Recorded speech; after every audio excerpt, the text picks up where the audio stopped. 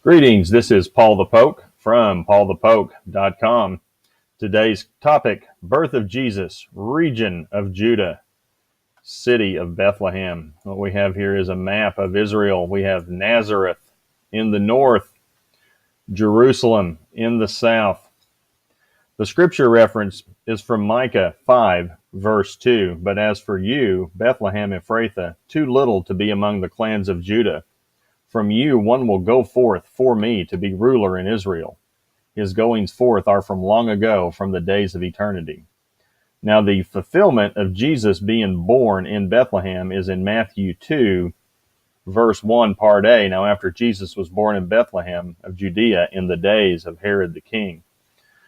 Joseph and Mary traveled from Nazareth, approximately 70 miles north of Jerusalem, to Bethlehem, approximately 7 to 10 miles south of Jerusalem. So the distance is approximately 80 miles. We'll zero in here on Jerusalem and Bethlehem. And that'd be as the cry flows. That'd be if they came across the tops of the mountains. It'd be about approximately 80 miles. And they were ordered to go to Bethlehem to a request for a census. The government was counting people in order to collect taxes. Luke 2, verses 3 and 4, and everyone was on his way to register for the census, each to his own city. Joseph also went up from Galilee, from the city of Nazareth to Judea, to the city of David, which is also called Bethlehem, because he was of the house and family of David. Mary would later give birth in verse 7 in Bethlehem. It is promised the Messiah will come from the tribe of Judah. And this goes back to Genesis 49, verses 10 and 11. The scepter shall not depart from Judah, nor the ruler's staff from between his feet, until Shiloh comes. And to him shall be the obedience of the peoples.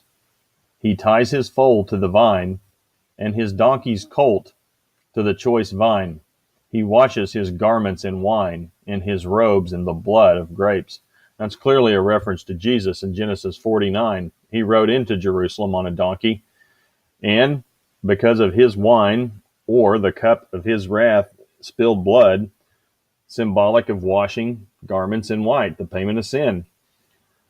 The Micah 5, verse 2 prophecy confirms the Messiah will come from the tribe of Judah. Jesus is the Lion of the tribe of Judah. Revelation 5, verse 5, and one of the elders said to me, Stop weeping. Behold, the Lion that is from the tribe of Judah, the root of David, has overcome so as to open the book and its 7 seals.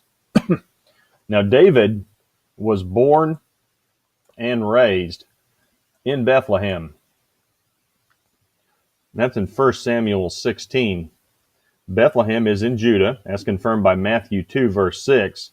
And Matthew is quoting Micah 5, verse 2. Christ is of the line of David. This fulfills the Davidic covenant, 2 Samuel 7.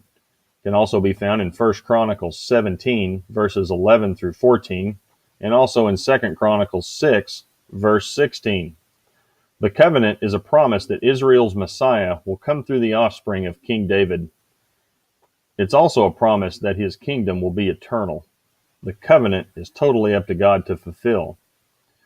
Now, if you're interested in a detailed genealogy of Jesus, see Matthew 1. The abbreviated notes of the lineage of Christ are in Matthew 1, verse 17. So all the generations from Abraham to David are 14 generations. From David to the deportation to Babylon, 14 generations. And from the deportation to Babylon to the Messiah, 14 generations. And so as we look at Bethlehem, in the Hebrew, Bethlehem means house of bread. Jesus referred to himself as the bread of life. The bread of life was born in the house of bread. Now, if you're interested in this topic, please feel free to check out paulthepoke.com. Keywords: birth, Jesus, Judah, Bethlehem, Mary, Joseph, Nazareth, Jerusalem. Thanks for listening. Take care. Have a good evening.